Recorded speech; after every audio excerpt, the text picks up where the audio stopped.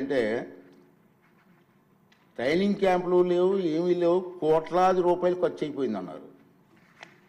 కోట్లాది రూపాయలు ఖర్చు అయిపోయింది సార్. దుర్వినియోగం చేస్తానరా మనం. అసలు మీటింగే పెట్టలేదు మనం. కోట్లాది రూపాయలు ఎందుకు ఖర్చు అవుతుందండి? ఆఖరికి పార్లమెంటు స్పీకర్ గారు కూడా ఫ్లైట్ టికెట్లు కూడా అతని డబ్బు కొనుక్కున్నారు. ఇలా ఇష్టం వచ్చినట్టు రాయడం కూడా బాధ అనిపించింది. కానీ మన సభ్యులు, గౌరవ సభ్యులను అభినందిస్తానండి. మీరు లేవనెత్తారు. మీరు లేవనెత్తినటువంటి మీ అభిప్రాయాన్ని నేను కూడా దృష్టిలో పెట్టుకొని తప్పనిసరిగా మీ అభిప్రాయ ప్రకారంగా ఈ విషయాన్ని వెంటనే సభా హక్కుల కమిటీకి నేను రిఫర్ చేస్తున్నాను. సభా హక్కుల కమిటీ ఏ నిర్ణయం తీసుకున్నా ఆ నిర్ణయం ప్రకారంగా వారి మీద చర్య తీసుకోవడం జరుగుతుంది. ఓకే. రెండో విషయం ఏంటంటే, సభలోని రాజకీయ పక్షాల బలాబలాలను, ఆంధ్రప్రదేశ్ శాసనసభ నియమాలను, మునుపటి పద్ధతులను, సాంప్రదాయాలను పరిశీలించి అనంతరం గవర్నర్ గారి ప్రసంగానికి ధన్యవాదాలు తెలిపే తీర్మానంపై చర్చకు సుమారు 5 గంటల సమయాన్ని కేటాయించడం అయింది. ఈ చర్చ జరగడం కోసం గవర్నర్ గారి ప్రసంగాన్ని ధన్యవాదాలు తెలిపే తీర్మానాన్ని సవరణలను ఈ ఉదయం 11 గంటల వరకు ఏమైనా సవరణలు ఉంటే ఈ ఉదయం 11 గంటల లోపున మన సెక్రటరీ జనరల్ గారికి మీరు అందించవచ్చు. ఇప్పుడు గవర్నర్ గారి ప్రసంగాన్ని ధన్యవాదాలు తెలిపే తీర్మానాన్ని ప్రతిపాదించవలసిందిగా శ్రీ కోన రవికుమార్ గారిని కోరుతున్నాను.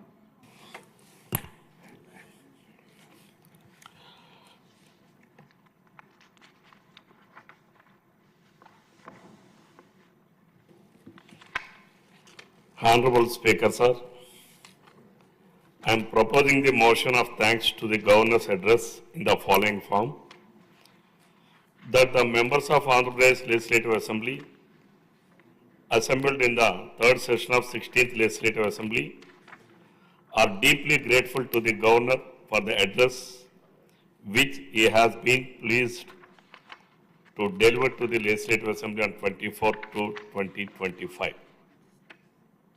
ఇప్పుడు గవర్నర్ గారి ప్రసంగానికి ధన్యవాదాలు తీర్మానంపై చర్చ. రవికుమార్ గారు. ముందుగా మీకు అలానే గౌరవ ముఖ్యమంత్రి గారు, ఉప ముఖ్యమంత్రి గారు, మా యువ నాయకుడు లోకేష్ బాబు గారు ఈ సభకు పియూసి చైర్మన్గా మీరు నన్ను నామినేట్ చేసినందుకు ముందుగా మీకు ధన్యవాదాలు తెలియజేస్తున్నా అధ్యక్ష. రాజ్యాంగం ద్వారా, ఒక ఎన్నికల ప్రక్రియ ద్వారా మనం అందరం ఈ శాసనసభకు వచ్చాం అధ్యక్ష. రాజ్యాంగం ప్రకారం శాసనసభని, ఈ ప్రభుత్వాన్ని అధినేతగా ఉండేది గవర్నర్ గారు అధ్యక్ష.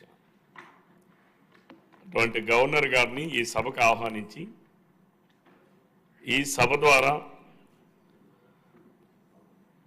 తన ప్రభుత్వం ఏం చేయబోతా ఉంది,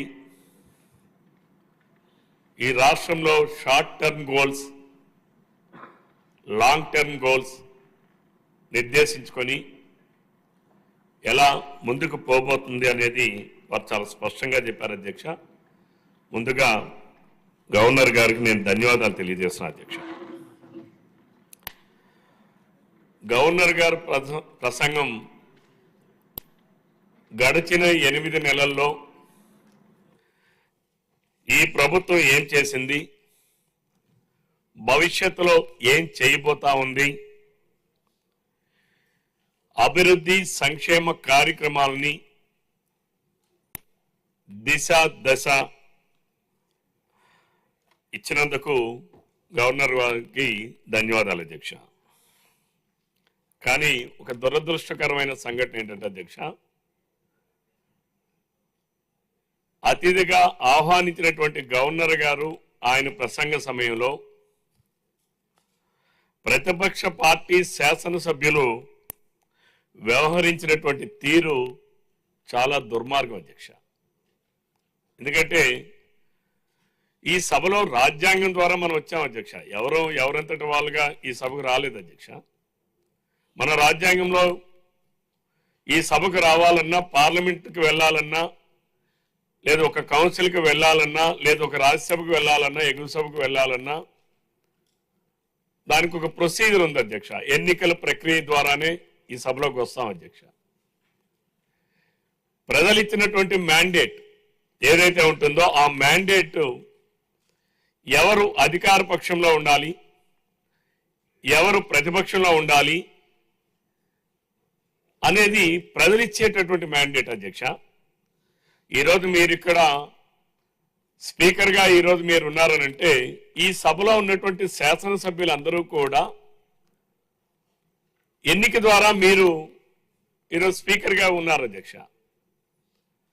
ఈ సభలో ముఖ్యమంత్రి గారు ప్రజలు ఇచ్చిన మ్యాండేట్ ద్వారా ఈరోజు ముఖ్యమంత్రి గారు స్థానంలో ఉన్నారు అధ్యక్ష. ప్రజలు జగన్మోహన్ రెడ్డి గారికి ప్రతిపక్ష స్థానంలో కూడా ఉండడానికి అర్హత లేనటువంటి వ్యక్తిగా ప్రజలు భావించి ప్రజలు మ్యాండేట్ ఇవ్వకపోతే,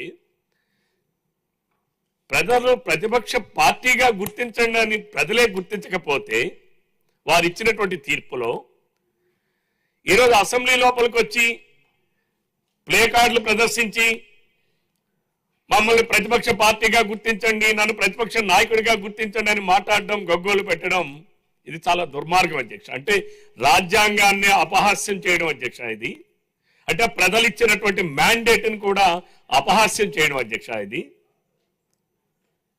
అందరం కూడా 5 సంవత్సరాలకు ఒకసారి ఎన్నికలకు వెళ్తాం అధ్యక్ష. ప్రజల తీర్పు కోసం వెళ్తాం అధ్యక్ష.